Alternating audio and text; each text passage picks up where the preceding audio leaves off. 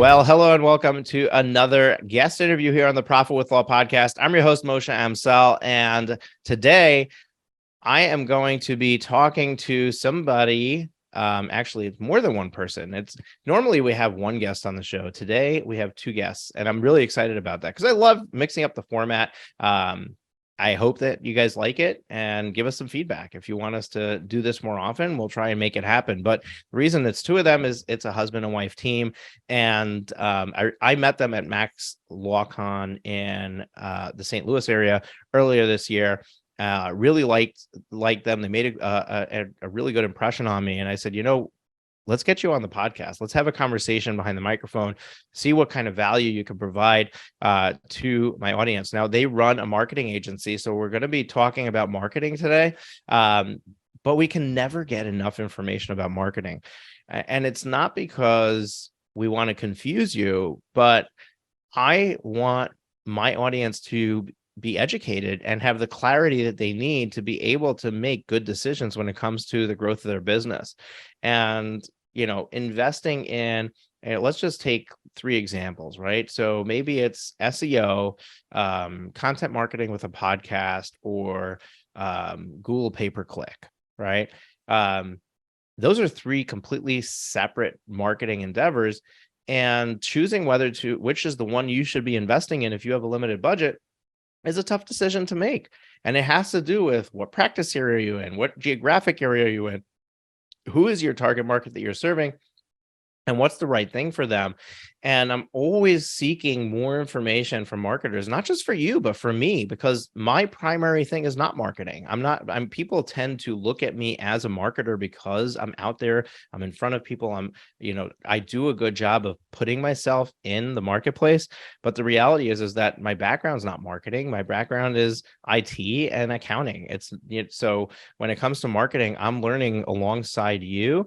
And it's a great place to be in a podcast conversation because I'm going to ask the questions that you're thinking as you're sitting there listening to this conversation. So I'm excited to have this conversation with our guests. I'm going to introduce them in just a moment. Before I do, I want to let you know about an opportunity here at Profit with Law. So it's no secret that I work with law firm owners, coaching them. Our goal is to help you 4x your revenue and 10x your profit in 12 months. And if you've been doing this for a while and not seeing those kinds of results, you've been stagnant, you've been trying really hard, you're experiencing some growth, but it's taking a long time, and you don't know what you're doing wrong, or you don't know what's not working, what is working, why are you struggling with this, why do some people seem to have it easy and become overnight successes, and you're grinding it out and missing time with your family and still struggling to pay your bills. If any of that sounds like you, our coaches, what they do is every month we open up a few spots on their calendar, actually 8 spots to be precise. So every month we open up 8 free coaching calls on our calendar for our audience. And we want to give you the opportunity to take advantage of that.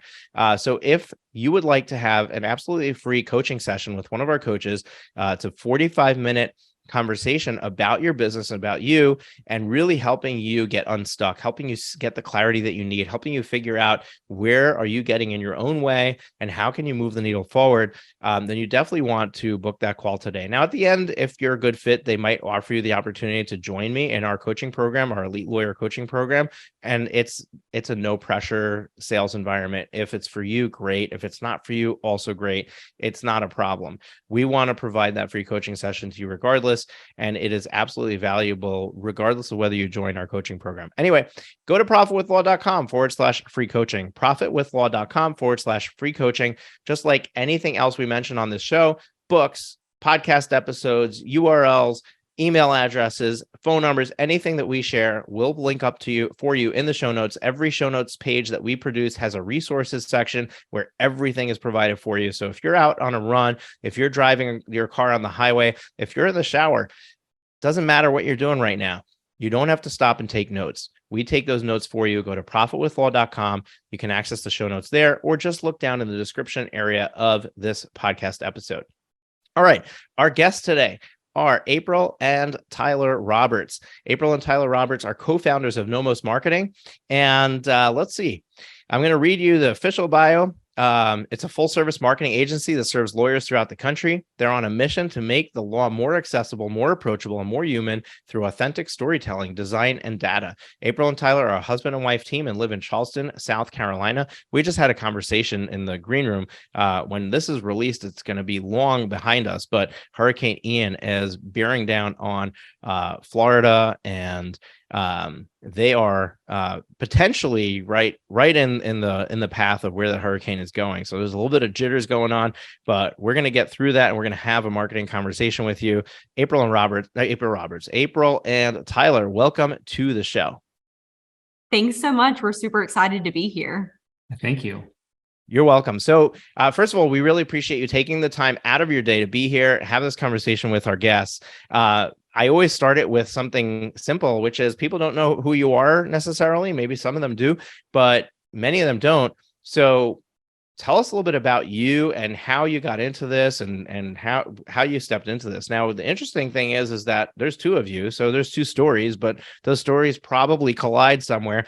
I'll let you two figure out how to balance this between you. But we'd love to know not just who you are, but how did you get involved with marketing for law firms? And one of the things that I mentioned in the bio was that you're on a mission to make the law more accessible, more approachable, and more human through authentic storytelling, design, and data. So what motivated you to pick law and want to make law more accessible? Is there a story behind that as well? Yeah, I'll take this one. And April, I'll jump in, as I do with most things. But we started about 4.5 years ago. Prior to that, I went to law school and practiced for just a short period of time afterwards. Loved working in the startup world, loved working in-house, really didn't see myself going into private practice. But part of that was because it just felt like every law firm was exactly the same. They all just seemed like carbon copies of each other. And just to take a little bit of a further step back, in college, I was injured in a car accident pretty badly. I was hit by a drunk driver. So I got to see both the civil side as well as the criminal side of that type of accident. And I had a great referral to a great attorney who helped me through a very difficult moment in my life. And that was really why I decided to go to law school in the first place. And as we were talking about starting an agency, it's like, well, what's going to make us different? Like, why should there be another marketing agency? We took a look around at how people were portraying themselves in the market, and they all just seemed exactly the same. And fortunately, I had that great referral, but a lot of people don't have that existing relationship, and they may not know where to turn. They may not know who to ask for help. And if everyone just kind of looks the same, they may just call the first number that comes up. There may be absolutely no distinction, even though one attorney may be a better cultural fit. They may be a better fit, in terms of expertise or experience for their case. And so we really wanted to create an agency that helped help clients figure out what it is that's helped them stand out in the marketplace, and really what told a good story that helped people feel a little bit more comfortable, a little less intimidated, when they did reach out to them. To tell you why we started a marketing agency in the first place, I was actually working as an editor for a magazine, the National Jurist and Pre-Law magazine, shortly after moving to California. And really loved the content creation side of things. Loved, seeing artwork and storytelling come together for, like a final deliverable product, whether that was like the actual magazine or the website. And then April was working for our now business partners for another marketing agency in the dental space. So we got to see how they grew their business. We looked at the approach that they took, to building out that niche. Just for reference, they have about 600 clients at this point. They've been in business for about 10 years. And so we kind of took their model and looked at replicating it in the legal space. This might be a good, opportunity for April to jump in here. Yeah, I think I felt like it kind of happened by accident, because Tyler started kind of freelancing. Living in California, we had to bring in some extra revenue to help out, to live the way that we were hoping to live. And, he was freelancing and, doing a lot of copywriting and things like that. And then I had just started working at Wondrous as an account manager. And so I was figuring out a lot of things. They were in a similar place of their business that we are in now. And it was such a fun place to be jumping in, problem solving and all of that. And, we became really good friends with Laura and Michael, the co-founders of Wondrous Agency. And I think we were out having drinks one night, and I was like, it's so cool that, y'all do this with dental. Like, we've just been playing around with like the legal stuff. And Michael's like, let's talk about it. Let's make it happen. I was like, oh shit. Like, okay, all right, let's do it. And so it just kind of organically happened. I feel like, I mean, looking back, there were definitely steps along the way that we took where it was like, okay, we're going to make this happen. But yeah, I think it was the right time, the right fit. I think, Tyler going through what he went through with the car wreck, but then also going to law school, it just all made sense. It was kind of lined up for it to be like the perfect time for us to do something like this. And I think Tyler's always been a creator in everything that he does. I never really thought of myself as like a true entrepreneur or anything like that. Now looking back, like it was all there. I just didn't realize it myself. So yeah, we started it. Tyler ended up coming over full time immediately. Like he left, the magazine. I continued to work really full time as head of account management, and then would work on NOMOS at night. So anyone that's starting a business remembers what those years or months, however long it is that you do that is. And then came over full time about like a year and a half, 2 years in. So yeah, it's been super fun doing this and always learning new things. Yeah, and it's also very interesting because often we look at somebody, we look at a business and we look at their success, or we look at how big they are, or, how far they've come, but we don't know how long it took them to get there. And to us, everyone looks like an overnight success. But we don't realize that maybe they've been at this for 6 years, and maybe they've been working a full-time job for a couple of years while they were building their business. So it's interesting always to get the inside look. Even myself and my business, I started it when I was working a full-time job, and I'm not going to go into my own story on this episode. We talk about it in previous episodes. Maybe it's time to revisit some of that, but it was very difficult for me to make that decision to leave the what seemed like the security of the full-time job and jump into my business full-time. And it was a conversation that my wife and I had for a long time before I went forward with it, because she had to be on board with it too. Speaking of my wife, what's interesting is where our roads intersect there. She's a probation officer, and she specifically is in the DWI unit. So she's very passionate about keeping drunk drivers off the road, and trying to prevent accidents like the one that Tyler unfortunately was the victim of. And they don't call it accidents, right? They call it crashes, because it's not an accident. It was something that could have been prevented. Let's talk about marketing, and let's start with the very first place, which is, there are people in our audience who are sitting there saying, one day I will be able to afford to hire a marketing agency. I am not there yet. Right. And then there are people who are saying, I have a marketing agency, but they do XYZ for me, and I feel like I need to do more than that, or I feel like they're not doing it for me, or they're not cutting it for me. So I want to start at the beginning of the conversation, before we even talk about what a marketing agency does, or what specifically you do with your clients and the way that you work. How does somebody even start with figuring out whether they're ready to look at a marketing agency to do marketing for them and help them bring in those new clients? You'll get a really big kick out of this. So one of our onboarding questions is like, what's your current annual revenue and what's your desired annual revenue? And I could go through probably 95% of those onboarding documents, and literally every single person just doubles it, regardless of where they're at. If it's $100,000, they want 200,000. If they have 500,000, they want 1 million. It's kind of comical to see how they do that. And there's no real rhyme or reason. And they don't have a real clear vision about like what that kind of revenue is even going to mean for their law firm. Who's going to be working there? Who's going to be taking on the additional work? Are they going to have to hire someone? Are they going to have to, find leverage in some other way? And so I think for a lot of law firms, they need to have a vision for the future, and then they need to work backwards from that.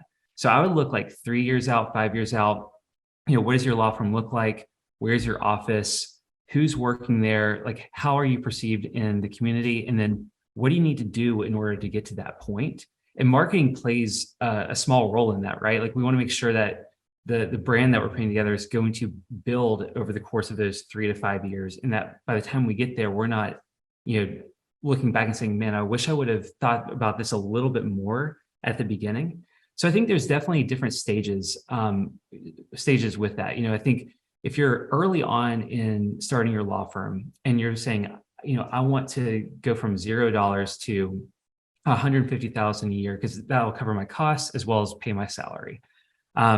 Marketing can really look a lot like, referral marketing, networking, building your personal equity in your community, and really focusing on like the types of cases that you like and really learning about that. I think you really need to have a solid foundation like that before you come to a marketing agency, because then you can give your agency or the freelancers that you're working with the direction that you need in order for them to be successful for you. I would say for the clients that are maybe 3 to 5 years in, the ones that have consistent recurring revenue, or I should say annual revenue, if they aren't subscription based or have recurring clients, that's the opportunity to look at your current systems and say, what do I need in order to grow? Like, do I need an intake team, or am I going to turn on this marketing machine and now I have to answer all the phone calls too? So there's all these other components that fit in there. And so for us, a huge part of onboarding a new client and working with them is just, number one, figuring out where they're at in that process, figuring out what it is that they need. Sometimes it's just that basic website. We want to make sure that we have that solid foundation. All of their local listings are tied up. Their social media is rock solid. And if someone's doing their due diligence and they've had a good referral, or they met them at a conference or a community event, they're going to find what they like. But then the ones that are looking to turn up the volume a little bit on their marketing, what is it that we need to do to get you to where you want to be in the next 3 to 5 years? Because our strategy is going to be dictated a lot by that vision. Yeah, I think a lot of people don't think about marketing until they're like, I have to have something right now. And I think there's different types of marketing depending on your timeline. I think SEO is definitely that longer term play. We always say it's kind of like a chess match with Google. It's not going to happen overnight. Where Google ads, while of course it takes a little bit of time to get things up and running, and you definitely want to test out some things and see how they're performing. It's not going to be perfect as soon as you launch a campaign. That is a little bit of a faster kind of result timeline that you can see things with. But yeah, I think we sometimes have people that come to us and they want to be ranking number 1 with SEO, in a month. And unfortunately, that's just not the way that it works. It, depends on your market, and a lot of factors go into play with that. So definitely thinking about the timing of when you're reaching out to a marketing agency, and keeping those expectations kind of realistic of what's going to be able to be accomplished in whatever time frame you're looking at. Now, we would probably agree that when you look at marketing, you probably have over 1,000 different options in front of you as to what you can do to market, right? And this is probably the thing that really bothers me the most with marketing agencies, and not a knock to them, but just that there's a lack of clarity in the marketplace. Understanding that not every marketing agency supports every type of marketing effort. For example, TV ads is a marketing effort, right? But you probably need to go to a media buyer that deals with TV ads to do that efficiently and effectively. So your typical run-of-the-mill digital marketing agency is probably not the place to go to learn whether TV ads is right for you, whether you have the right budget for it, what kind of ROI is it going to create for you, and to actually implement and execute on it. So I use a crazy example like TV ads or radio ads because most likely the marketer I'm talking to doesn't do that, right? But at the same time, often, sometimes a marketing agency does SEO really well. They're just not, PPC is not their, Google pay-per-click is not their I don't want to say forte, but area of expertise, right? Or maybe Google PPC is their expertise and SEO is not, or maybe both of those are, but interruption-based marketing like Facebook ads, Instagram ads is not their area of expertise. And the problem is that if somebody comes and has a conversation with that marketing agency, they're going to be told, here's the solution, the thing I offer, right? And the reality is that maybe the solution for them is not the thing you offer, but it's something else that you don't do well. And they really need to go somewhere else for that.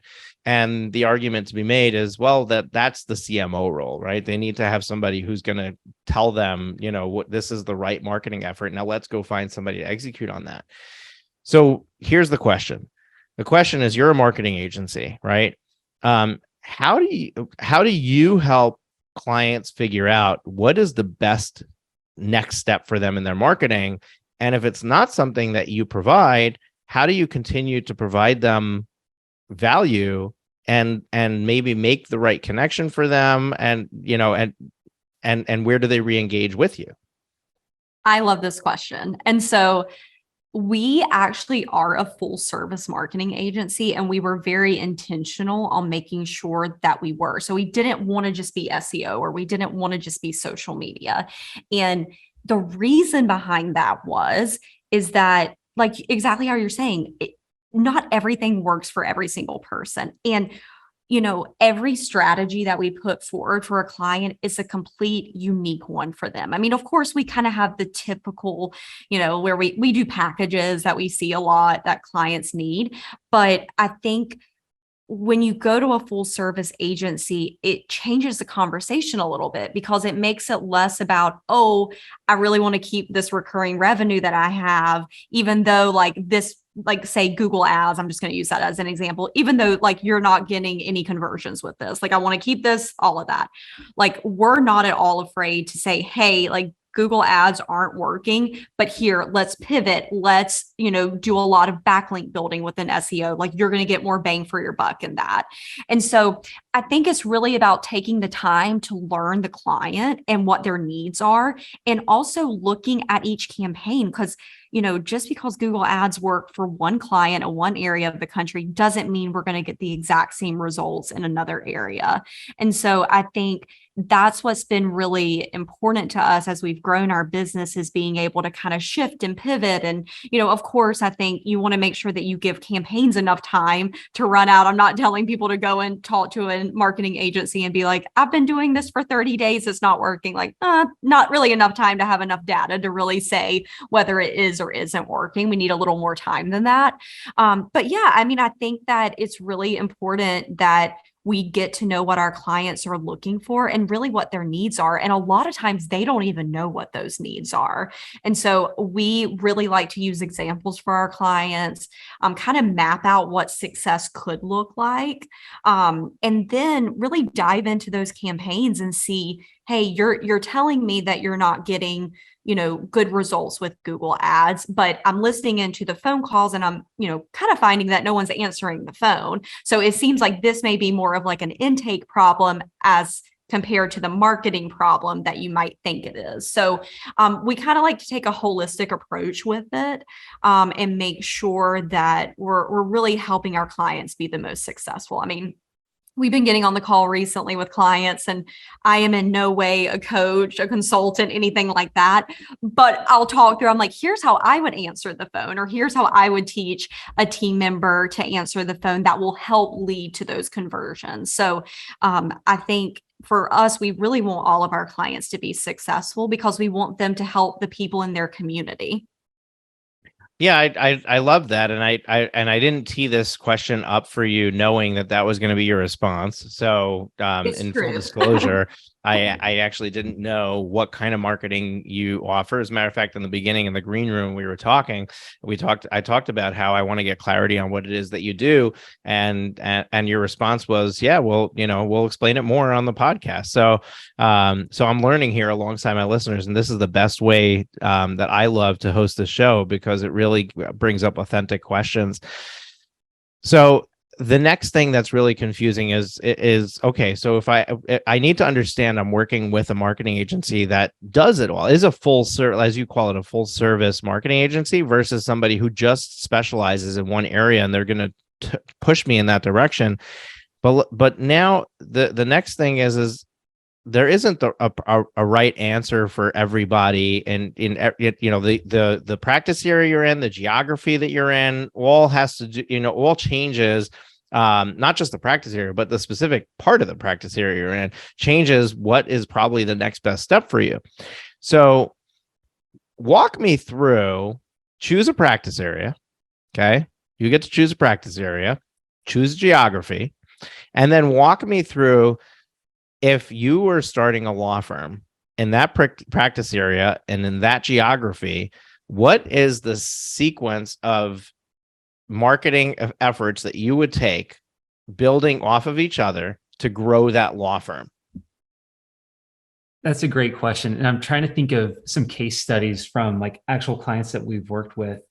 I'm going to use personal injury because I think that's such a clear-cut example, and there's very little nuance with it, and anyone can really learn from this strategy. So we have a client that started their law firm the same time that we started our agency. They were our second client, and they grew from having just a few clients a month to now handling about 200 to 300 matters at any given time. I would love to tell you that's because we pushed a few buttons and created a beautiful website, and now they have this great lead flow. But the kind of the sequence of events that built on top of each other, it's really developed a really unique brand, and it's produced a lot of brand recognition. It's produced a ton of referrals, as well as organic leads, and then even like with paid search. I mean, we can even look at like the tagline being Googled, and we can see that brand search goes up when we do different strategies. So to talk through this a little bit, what we started off with was creating a really solid logo and branding package. So we have a logo that can be applied to really any piece of collateral, whether that's a brochure or a pin or a t-shirt. We have the color codes, we have the fonts, we have everything that we need to design any collateral for the law firm. From there, we did a custom website. So just something to talk about the law firm story, all the different practice pages, everything that you would need to have a highly optimized website. Photos was also a huge part of this. So just to give you kind of an idea of where we come from with building out sites, is we really want to lean into who that person is. We always tell people, if you fill your website with stock images, another law firm down the street can use the exact same images. If you have custom photography and videography, no one else can replicate that. So that's one way to stand out immediately without having to put in a ton of money. I mean, you're talking about like a half-day photo shoot, essentially. So we have a really solid brand. We have a really solid website. We have authentic photos, and we have a really good story that we can tell. For this particular client, it's a young female attorney who's kind of taking over like the good old boys club, right? So you go down the street and it's just older white men on every single billboard. So now we have this young female attorney that's taking over the market, and she's got this really solid, distinctive brand with these really cool colors. And from there, she goes out and she starts to network with chiropractors, with doctors, with other people in her community. She's sponsoring local events. And these are not big ticket items. These are all just like small little things where she's putting her brand in front of other people in her community. So as she's doing that, she's also blogging on a monthly basis. She's building backlinks, posting on social, doing all those kind of like billboards in the area. Yeah, I was gonna say we graduated up to billboards eventually. But essentially just like we're doing what we consider to be best practices with digital marketing. So we're not spending $100,000 in Google ads, to compete with everyone who's been doing this for 10 years. And we're also not expecting for this law firm to rank number one, even within the first 2 years, because it's a major metropolitan area, but we're doing all the things that we can do to put the brand in front of other people. I think billboards get overlooked a lot of times, and a lot of times people roll their eyes at it, but billboards and TV placements actually make a huge difference. And I would tell you that if you're putting up the same billboard that everyone else is putting up, of course, you're not going to get results from it. You got to do something a little bit different. What I love about this campaign is that her tagline is not just another suit. So not just another lawsuit, not just another, suit, like I love a good tongue in cheek. Yeah. So that was a lot of fun to develop with her. But it's a billboard that stands out. It's got distinctive colors, a distinctive logo. She has a great photo, and that was placed a few different places around town. And over the course of 1 to 2 years, like she would get stopped on the street and people would say, oh, you're not just another suit, right?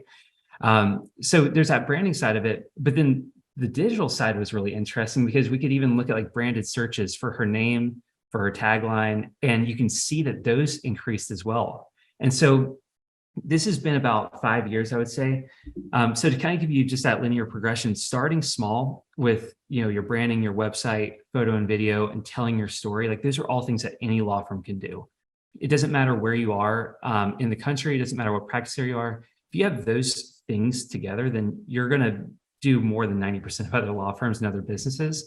But from there, looking at where you can make the biggest impact and where your brand is going to have the biggest splash.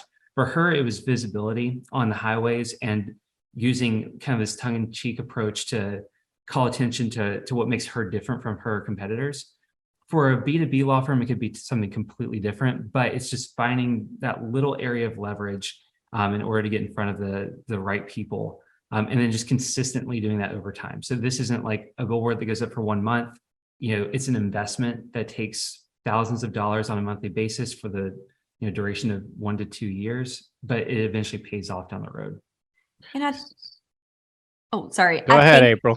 I think that a lot of people skip the hard work of figuring out who they are and really building that brand. So sometimes we'll come in, after someone's got a logo, they've got all of that, which is totally fine, but they haven't taken the time to discover who they are, like who are their ideal clients. And so we're getting them clients, but they're like, hey, this may not be exactly who I want. And it's like, okay, well, who do you want? And so I think taking a step back and making sure that you have that solid foundation built in order to grow and reach the type of clients that you want is really important, because you kind of can't do one without the other. And I think that's definitely something that we believe in. And I think a lot of other marketing agencies also believe in, is building that solid foundation before we kind of dive into all the technical things with marketing. Yeah, I want to stick with our example, because there's some more things that I want to get clarity on, that our listeners are sitting there saying, "Oh, this all sounds great, but I can't do billboards, or I can't do these community sponsored events, or I can't write blog posts." And there's something that's missing in what you related, which is who did what, right? So walk me through the steps that you shared, and what parts did the marketing agency do, and what parts did the attorney have to do themselves? And then the next question I'm going to ask you, I'm going to tee it all up because maybe you'll cover them both at the same time. What was the progression of budget spend as these different things happened, and the progression of the growth of the firm? And I understand that there's a tailwind, right? Like the growth happens, maybe you do the website and the photo shoot and you get the brand out there, you start shaking hands, and then maybe it takes 12 months for that to start bearing fruit. And certainly in personal injury, whereas contingency based work could be even a longer time frame, because you're getting the clients, but you're not getting paid until 9 to 12 months or 18 months later, depending on what type of firm you're running. Are you settling? Are you going to court? But forget the actual collection of dollars, but acquisition of clients. Really what I want to navigate here and understand it, and really what I want to bring home, and hopefully this example will do it for our audience, is you can start small and grow into this, and your law firm will progress with it. And it's all very doable. Like you could be 5 years from now on the billboard across your metropolitan area, and it can start with just revamping your website today. So take me through that, who's doing what, and what does the budget look like at these various stages? Yeah, I was gonna say, one of my favorite questions is not how will this get done, but who will do this? And it's like finding leverage, because as an attorney, like your time probably isn't best spent writing blog posts or posting on social media. Find someone else who can do that for you and focus on what you can make the biggest impact in.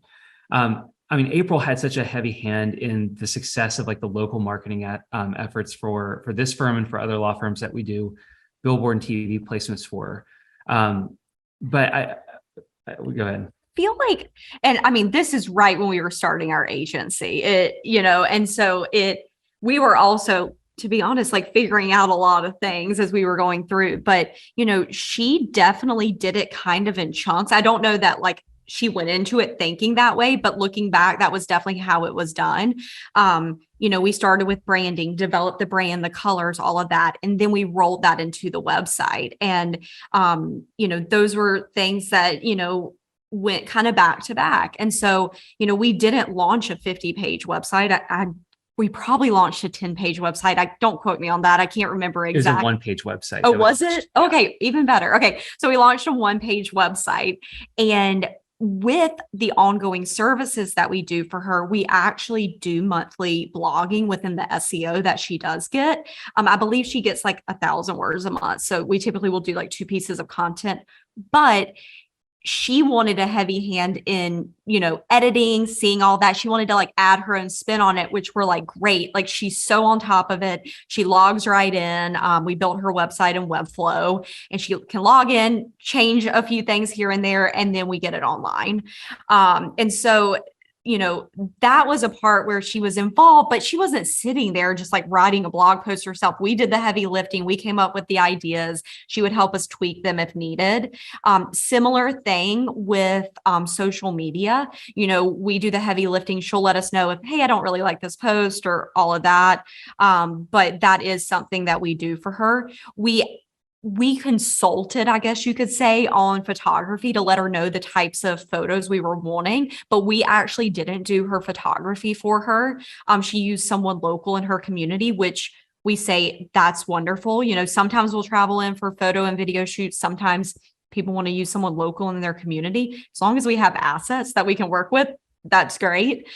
So we kind of, spoke with the photographer, spoke with her to say, hey, here's what we're thinking with, your social media ads, some content on your website, the billboard, all of that.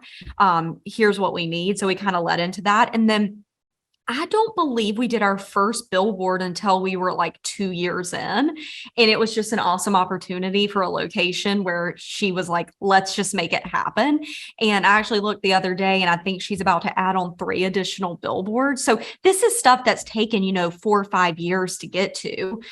We actually did start with Google ads for her. And this was just something that didn't work well in her community at the time. And so since then, we've started to revisit that conversation, what that would look like, getting those ads started again. But I think, as she was getting started, we had to kind of pivot a little bit as we started to see what was happening in the market and where her money could be best spent. So it wasn't kind of everything all at once. We definitely did it in sections. And as she's continued to grow, we've grown with her and changed a little bit of the campaigns. I don't think we did backlinks for SEO in the beginning.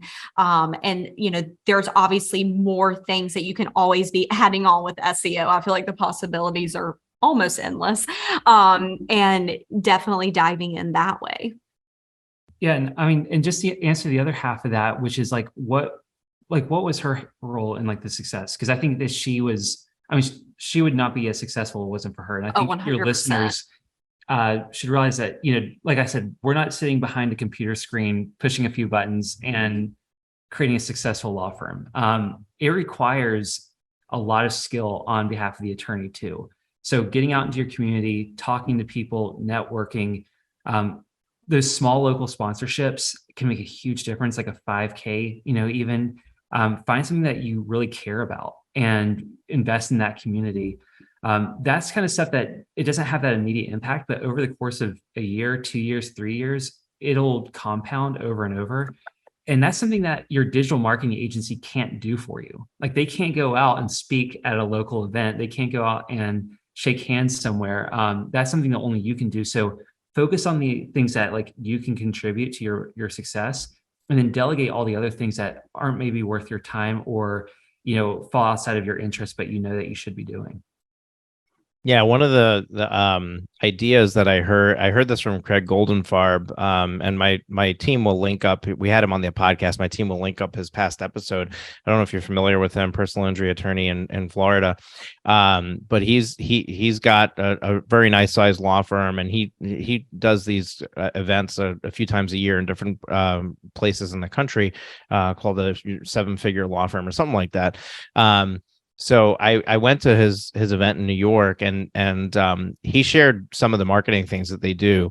And one of the things that he shared is, and this anybody can do because it's really inexpensive in the grand scheme of things, is to have a scholarship.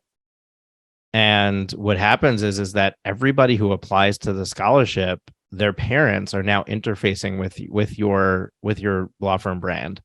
And it repeats every year, right? So you do the scholarship every year for, high school kids going into college.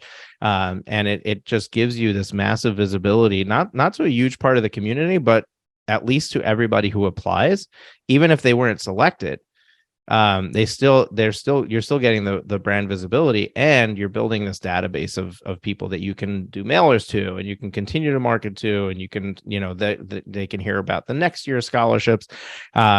And that, it's crazy because you can do like a $2,000 scholarship. Doesn't cost you much. I mean, it costs you a little bit to oversee it, but something insignificant like that can really move the needle for your business, especially if your clients are in the community. Like if they're, your clients are the random, person, that would be that would be exposed to this. So I love the examples that you're giving where, people, when they think of a marketing agency, they're not thinking of, oh, I'm going to sponsor a 5K, but that's what you guys are telling your clients to do. And I love that because that, I'm doing that with my clients, and, and then telling them, okay, now after you've done some of this guerrilla warfare, let's, now you can go hire somebody to do some of these other things. But I really like this holistic approach. We're almost out of time, and I need to wrap it up very shortly. But one thing we didn't talk about is budget, and I know it's something that we hate talking about. We don't like to give numbers out because then somebody's going to quote us on it.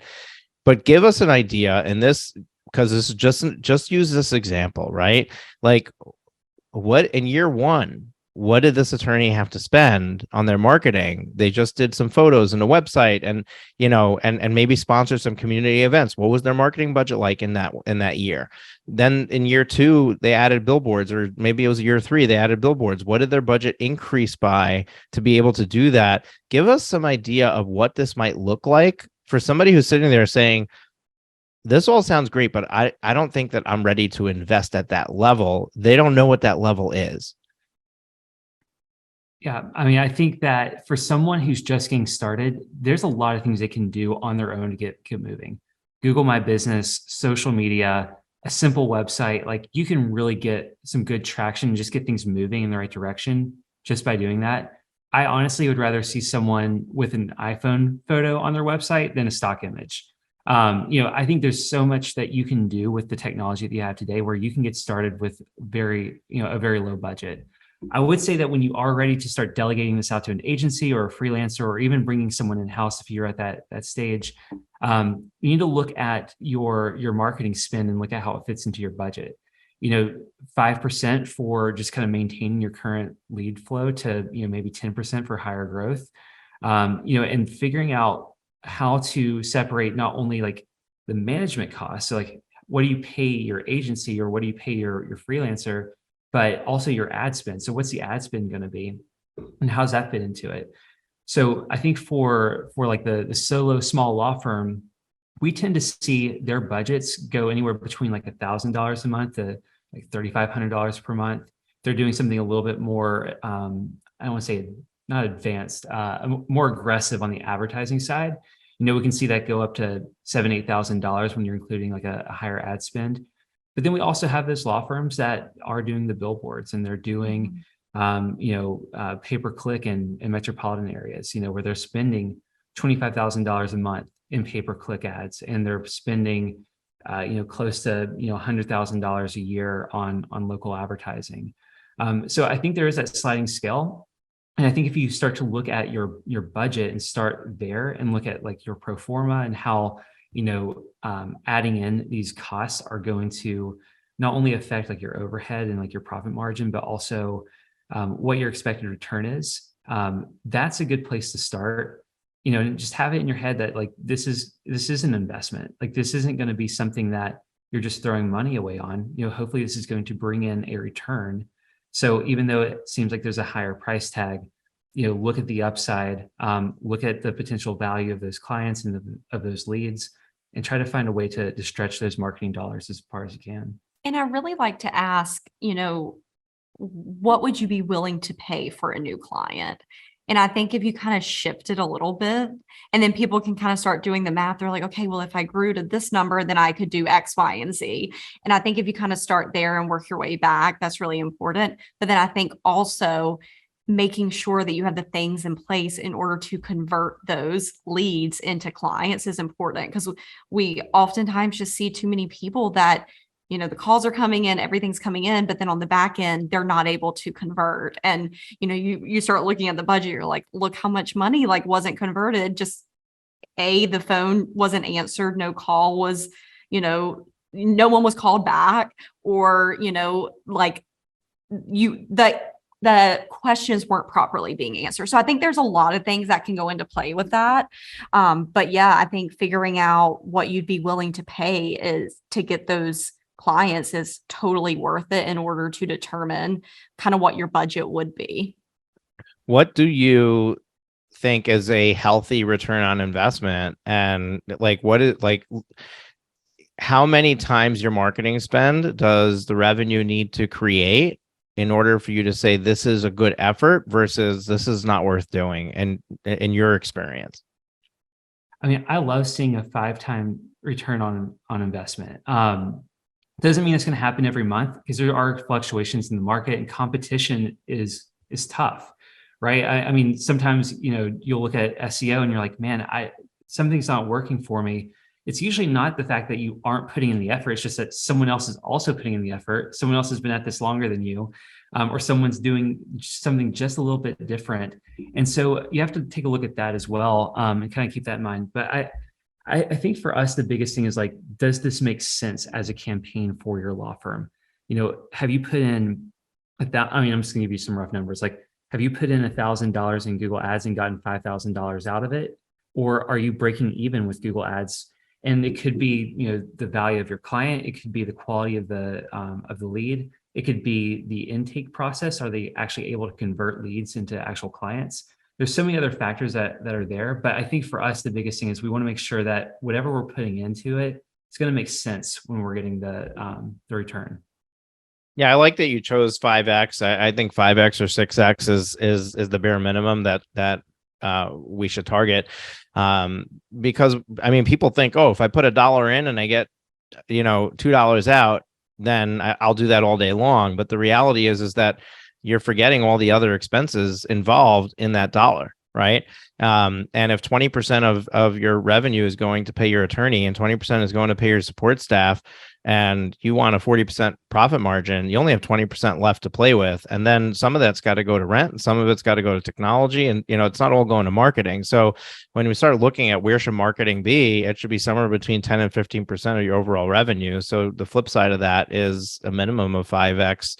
Probably 6x is really the minimum that I would want for my clients, is when they're evaluating the different efforts. Now, the efforts you mentioned initially, they're not necessarily tied to a cost, right? Like this is something that somebody can do on their own. But as they start to spend, those efforts need to be quantified and need to make sense. We're completely out of time. You guys have something you're running to. I have something that I am running to. Actually, I'm going to pause this recording for just a moment. All right. I'm recording again. My phone was ringing. I apologize. Maybe my editor will clean that up. So we're out of time. There's so much more that I want to cover. We're going to have you guys back and continue the conversation.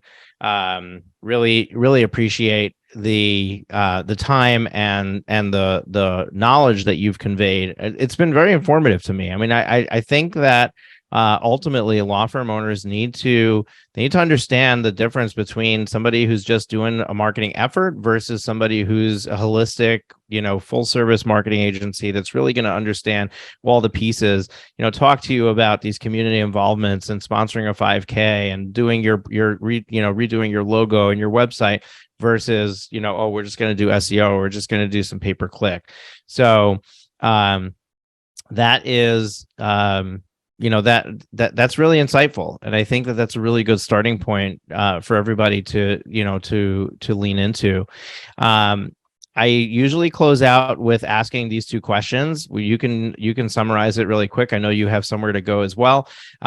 Question number one is, what is one parting piece of advice that you would leave with our listeners? And number two is, where can they go, or how can they take the next step with you if they want to learn more about working with you? Yeah, so I'll give you just one action item, which is go to your website and look for authentic photos. If you don't have a photo of you and your team on your homepage, get one up there today. Collect testimonials and collect case results. If you can have those three things on all of your marketing, social media, blog posts, or website, whatever, that's going to help your marketing efforts so much. And we forget to put that stuff on our website. We forget to talk about it. So just add that stuff on your site. That'd be my one piece of advice for today. And then if you want to get in touch with us and go to nomosmarketing.com, you can sign up for a 45-minute marketing consultation with me, and we'll go through your current marketing. We'll talk about what you guys are looking for, and we can kind of set you in the right direction in terms of what's next for your law firm. Awesome. I love it. Thank you so much, folks. If you enjoyed this episode, make sure to hit the subscribe button in your podcast player so you get notified the next time we release a new episode. We have a new episode every Thursday. Sometimes we pepper in some extras in there for you, but at least every Thursday you'll have a new guest coming on the show and sharing with you the same way that April and Tyler have shared with you today. And if you haven't yet left us a rating and review, we'd love it if you took the time to do that. When people hop by and they say, oh, is this worth listening to? They're going to be looking at those. And the same way that you need those to get clients, we need those to get listeners. We'd appreciate if you took the time to do that. Take care. We'll catch you next week.